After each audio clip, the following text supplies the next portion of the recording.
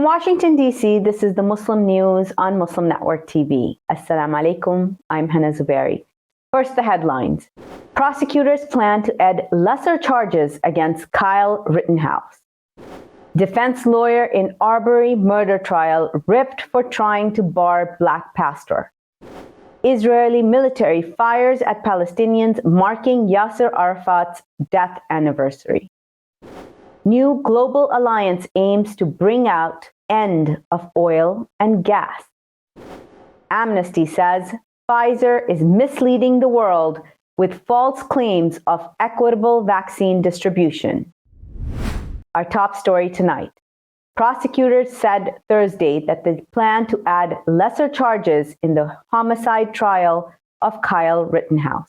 He's the 18-year-old who shot and killed two protesters last year in Kenosha, Wisconsin, on the night of August 25, 2020. Armed with an AR-15 rifle, he's accused of murdering Joseph Rosenbaum and Anthony Huber and injuring Gage Grosskreutz. Rittenhouse faces 6 charges. These include first-degree reckless homicide for killing Rosenbaum, first-degree intentional homicide for killing Huber, and first-degree attempted intentional homicide for shooting Grosskreutz. Rittenhouse has pleaded not guilty to all counts.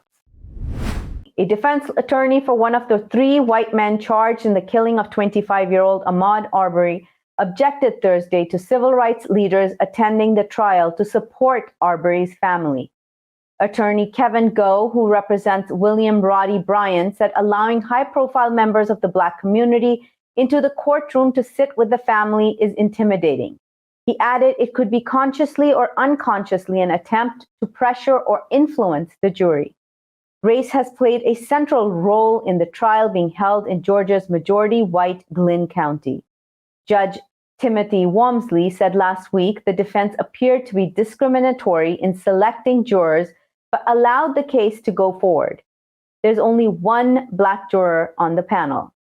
Bryan, along with Gregory McMichael and his son Travis McMichael, are accused of chasing Arbery in vehicles and killing him on February 23, 2020. Defense attorneys say their clients were trying to conduct a lawful citizen's arrest of Arbery, whom they suspected of burglary. Former Real Time with Bill Maher writer Inayat Fakhri is developing a series about the death of the Muslim Marine Raheel Siddiqui. In it, Fakhri will chronicle the moments leading up to Siddiqui's abrupt death. In 2016, after days of continuous hazing and harassment, Siddiqui, who was a new recruit, fell to his death at Parris Island boot camp in South Carolina in front of several fellow recruits. Investigations into his death revealed a pattern of cyclical, systematic abuse within the Marine Corps. Fakhri's series exposes the hazing culture and abuses of recruits at Parris Island for years. A Michigan court has approved more than $600 million settlement in the years-long battle over contaminated water in Flint, Michigan. It is one of the largest payouts in the state's history for one of the nation's worst public health disasters. A majority of the $626 million settlement will be paid by the state of Michigan. In early 2014, Michigan stopped drawing water from Lake Huron and switched to the Flint River. The state failed to ensure proper corrosion control chemicals were added to the new municipal water supply. It eventually resulted in lead seeping from the city's aging pipes into residents' homes. Judge Judith Levi's ruling ensured children who were exposed to dangerous lead-contaminated drinking water benefit from the decision. New research by the universities of Kent, Warwick, and Notre Dame have found that sex-selective abortion is lower in Indian districts with a Muslim state legislator. The report showed a higher aversion to abortion amongst Muslims compared to Hindus. Sex-selective abortion has dramatically increased in India in recent decades. Abortion was legalized in India in 1971. Yet illegal abortion is still easily accessible with procedures and facilities deemed unsafe. Published by the Journal of Development Economics, the study discovered a rise in fertility under Muslim legislators in India. The sex ratio at birth in India has grown more male-biased since the mid to late 1980s. That's despite increases in income, better women's education, a decline in preference for sons, and a ban on prenatal sex determination. Israeli security forces on Thursday interrupted a gathering of Palestinians commemorating the late Yasir Arafat, who devoted his life to the Palestinian liberation struggle. Police fired rubber bullets at the crowd, which threw stones in return. Eyewitnesses said police also fired tear gas, injuring mourners. The 17th death anniversary of Arafat, one of the most influential leaders in the region, coincided with the normalization of relations between Arab countries and Israel. He played a crucial role in the rise of the Palestinian cause, receiving the Nobel Peace Prize in 1994. UN Chief Antonio Guterres said Thursday, climate promises from nations at the COP26 summit ring hollow while they continue to invest in oil, gas, and coal. Representatives from nearly 200 countries gathered in Glasgow for talks that concluded today. They aim to meet the Paris Agreement goal of limiting global temperature rise between 34.7 and 35 degrees Fahrenheit. Negotiators debated over a range of issues from slashing greenhouse gases to financial help for countries already facing supercharged storms, floods, and drought. The announcements here in Glasgow are encouraging, but they are far from enough. The emissions gap remains a devastating threat. The finance and adaptation gap represent a glaring injustice for the developing world. We need even more ambition in future revised nationally determined contributions. A coalition of nations led by Costa Rica and Denmark launched the Beyond Oil and Gas Alliance Thursday. It aims to halt all new drilling and ultimately phasing out fossil fuel production for good. Environmentalists hope it will make a turning point in the fight against global climate change. The alliance was announced at the tail end of the COP26 summit in Glasgow, Scotland. It represents the world's first coordinated diplomatic initiative aimed at keeping planet-warming fossil fuels in the ground, advocates said. Core alliance members include Greenland, Ireland, France, Sweden, Wales, and the Canadian province of Quebec. They pledged to end new concessions, licensing, or leasing rounds for oil and gas production and exploration. Pressure is building to address the plight of thousands of refugees stuck at the Belarus-Poland border in freezing temperature. Here's a report by Saliha Farouk.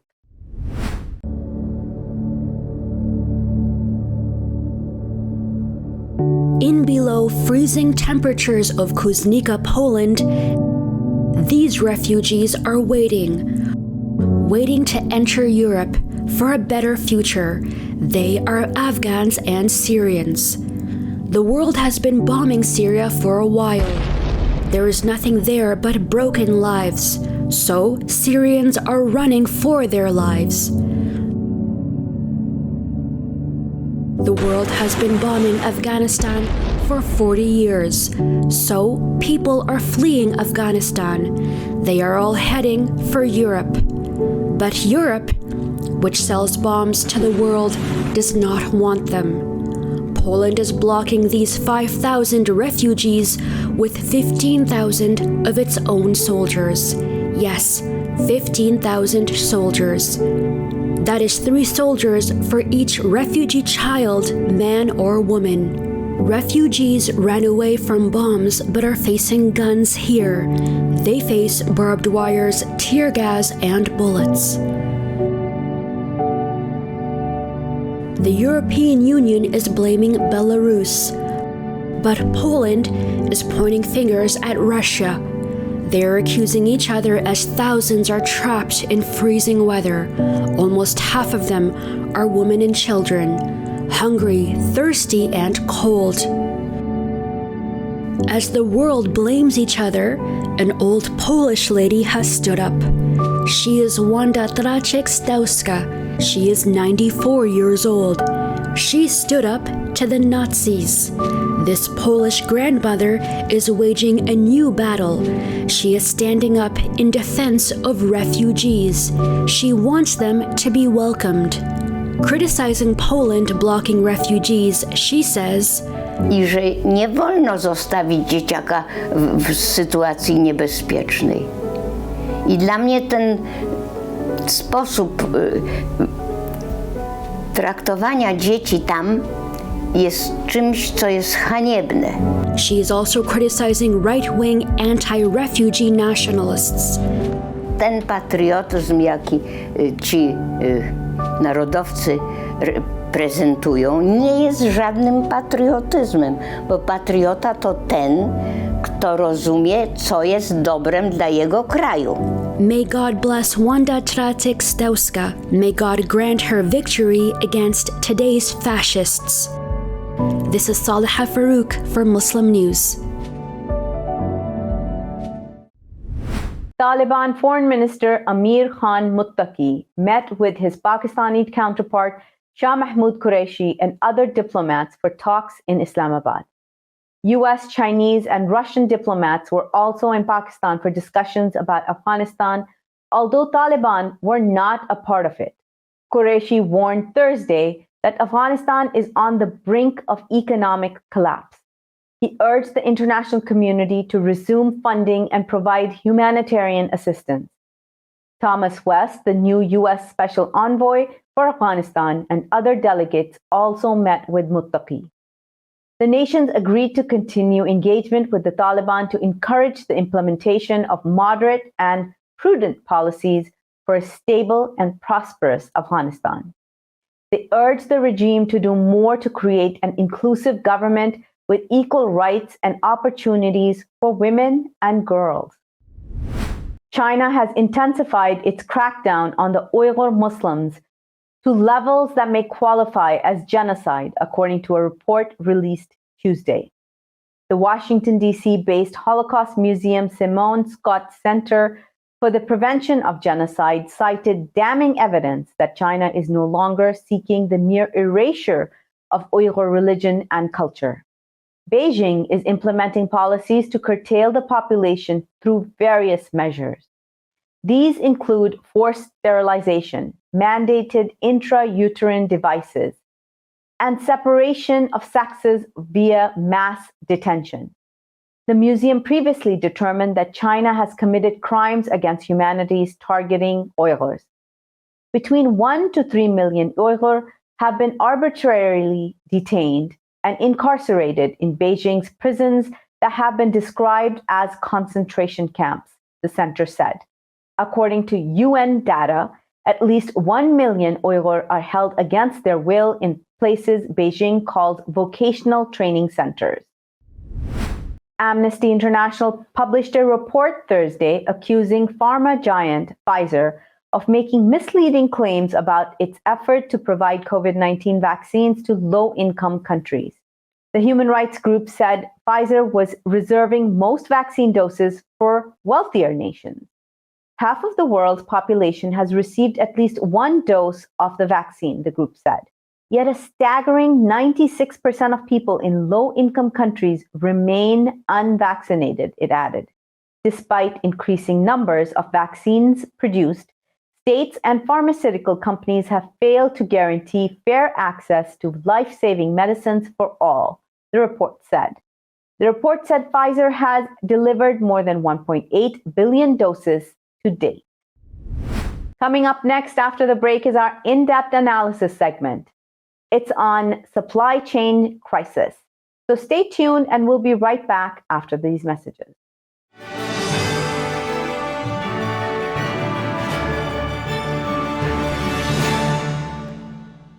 A free 3-minute online chat can give you the personalized tips you need to start boosting your retirement savings today. If I could be you, and you could be me for just 1 hour, walk a mile in my shoes. walk a mile in my shoes. There are 16 million children struggling with hunger in America. That's 1 in 5 daughters, sons, neighbors, and classmates who don't know where their next meal is coming from. Yet billions of pounds of good food go to waste every year. It's time we do something about it. Feeding America is a nationwide network of food banks that helps provide meals to millions of kids and families in need. Visit feedingamerica.org to help them feed even more. Together, we can solve hunger. Together, we're feeding America. Despite the development of a COVID-19 vaccine, millions around the world will not have access. We need a vaccine that's free and available to everyone, everywhere. It's time for a people's vaccine. Our fellow Americans. Right now, the COVID-19 vaccines are available to millions of Americans. And soon, they will be available to everyone. The science is clear. These vaccines will protect you and those you love from this dangerous and deadly disease. They could save your life. So we urge you to get vaccinated when it's available to you. That's the first step to ending the pandemic and moving our country forward. It's up to you. I am what hunger looks like in America. I am an 8-year-old girl who's not excited for the last day of school. Because this may be the last time I'll have lunch. Till September. I am a single father of 2 who works 3 part-time jobs, and that's still not enough to put food on the table. I was created by artificial intelligence from faces of the 1 in 8 Americans who struggle with hunger. Feeding America, 200 food banks strong.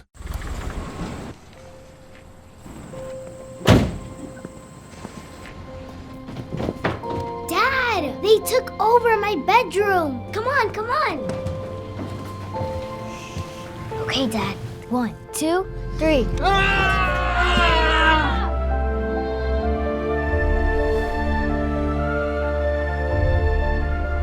Dad!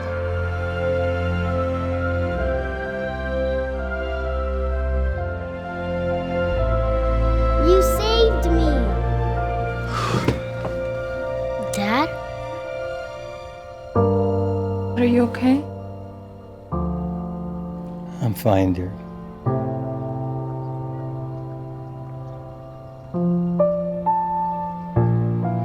Your hero needs you now, and AARP is here to help.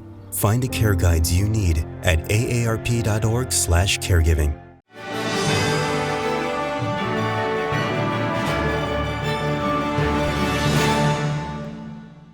Welcome back. To discuss the supply chain and condition of existing U.S. infrastructure, let's go to Imam Abdul Malik Mujahid. Over to you, Imam Mujahid. Thank you, Hena. Supply chain is not the term which we use at our home all the time. It has not been on the media that much, but it is all around us. Impact is being felt, and White House is saying they're going to do something about it. To discuss with us is Professor Rick Gettis. Welcome to Muslim Network TV, sir. Great to be here. Thank you. He's professor of the Department of Policy Analysis and Management at Cornell University and founding director of Cornell Program on Infrastructure Policy.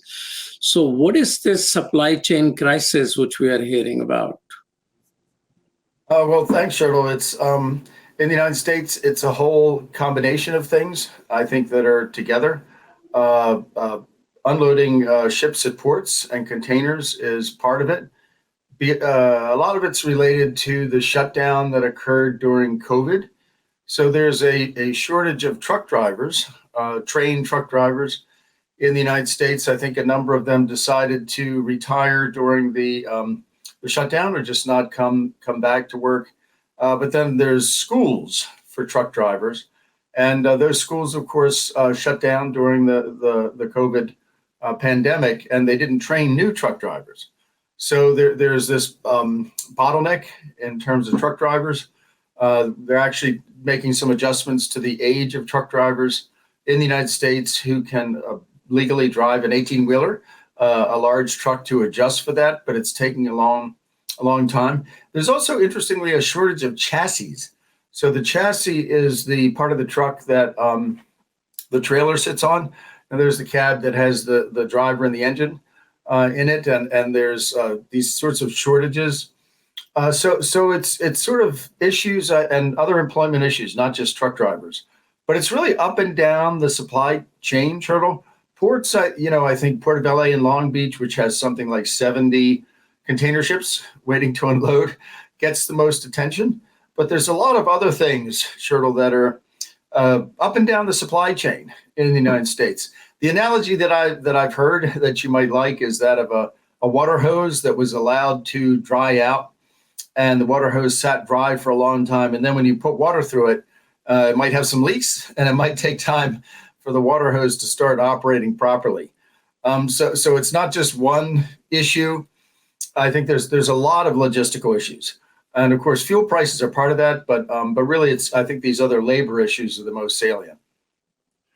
Professor Geddes, that's very interesting. You started talking about people and truck drivers and training, focus more on human aspect of it. But White House is playing up its infrastructure bill that is going to resolve, and they are talking about the ports and the roads and those type of things. So are they on the right place, or they need to balance out the human aspect of it? Well, Malik, I think it's actually both. The infrastructure bill, of course, is going to focus mostly on sort of heavy civil infrastructure.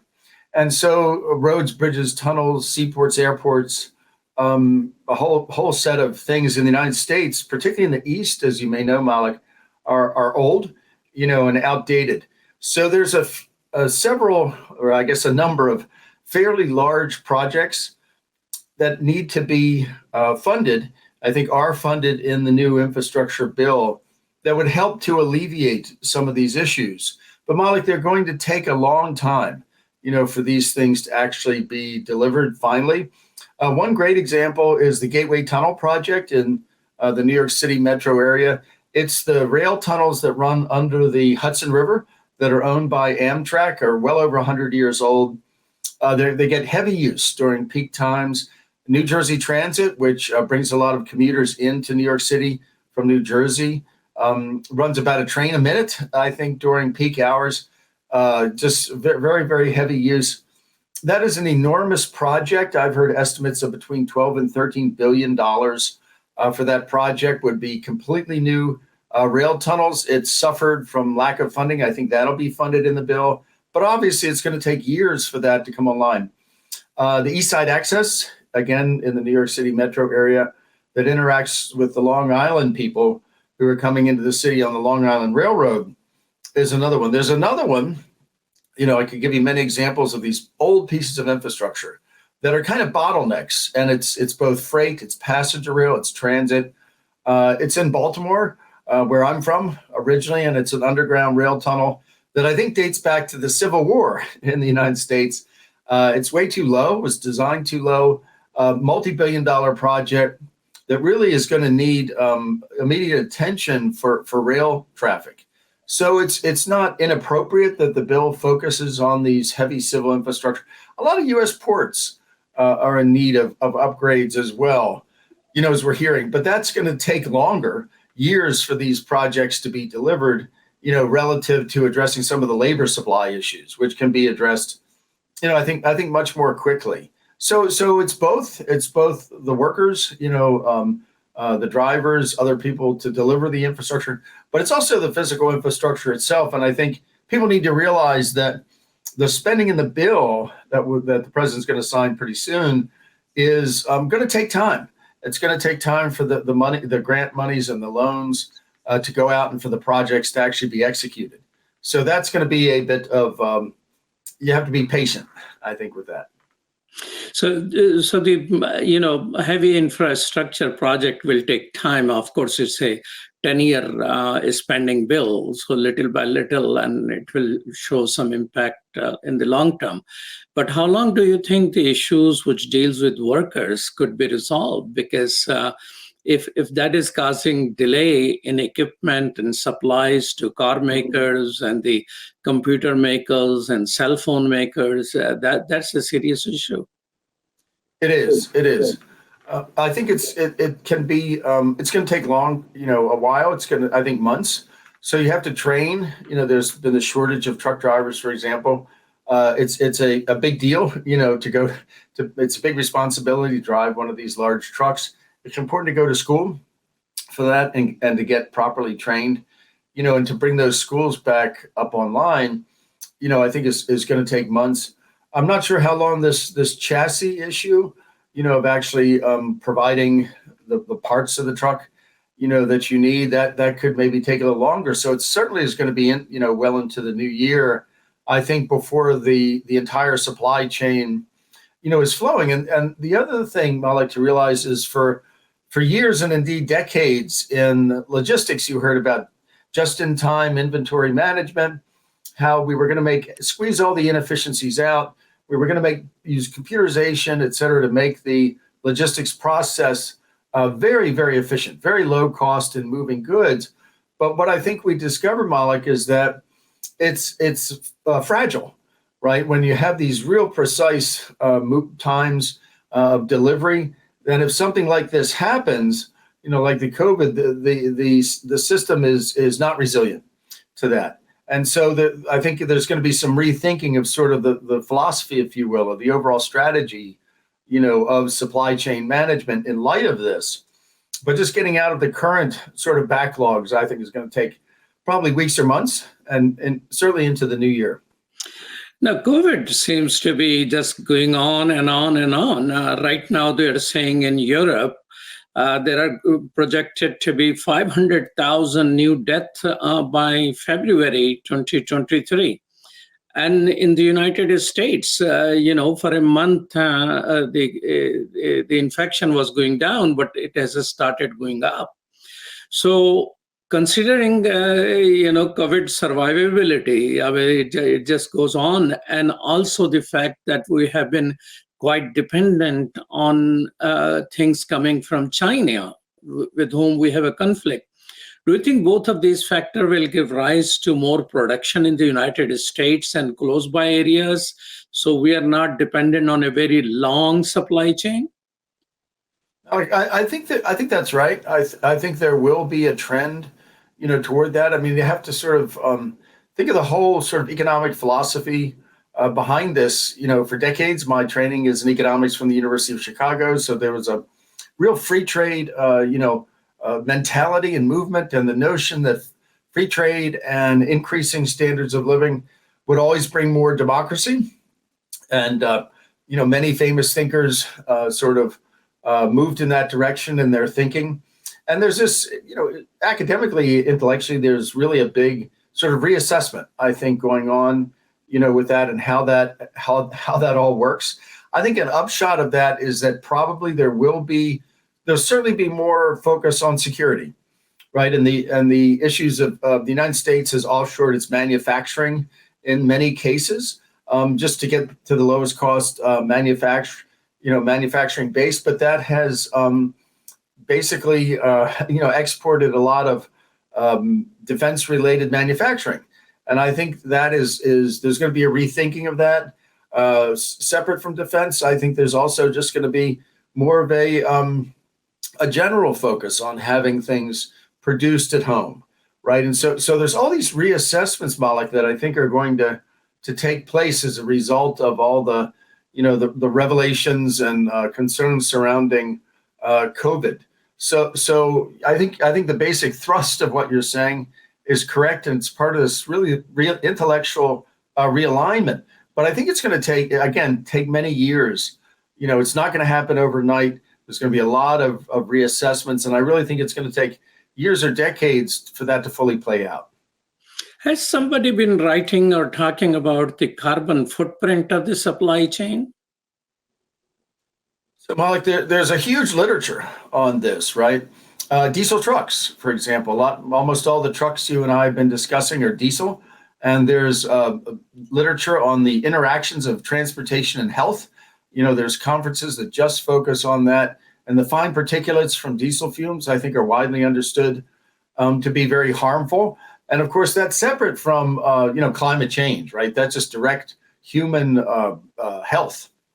as a result. There's an enormous literature on traffic congestion, and that could be diesel particulates, but just also gasoline and other fuels that are burning.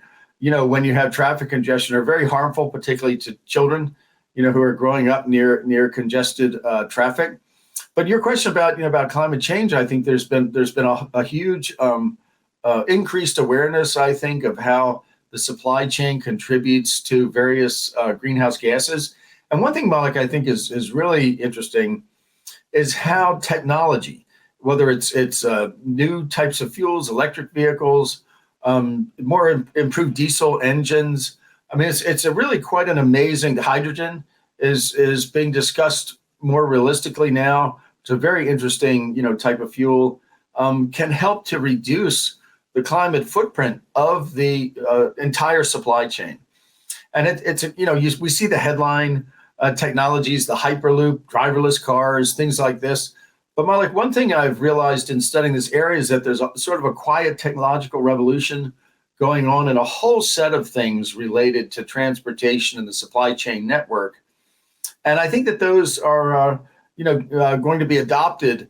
Maybe the bill itself, which has some incentives to move more in the direction of at least reducing carbon and other greenhouse gases, will help to speed adoption of those and bring those to the forefront. But there really is this sort of, I call it a quiet technological revolution in infrastructure, where there's a whole set of technologies, in addition to the ones that you hear most about, in the headlines. And I think that if we can get those adopted, it'll make a big difference in terms of the climate. Well, thank you so much, Professor Gaddis, for your time. Truly appreciate it. Thank you, Malik. Thank you for inviting me. Great to be on again. Back to you, Hena. Thank you so much, Imam Mujahid. That's all from our Washington studios tonight. Thank you for tuning in. You can find previous episodes and more on our YouTube and Facebook. For more content, please keep watching Muslim Network TV. Assalamu alaikum and good night.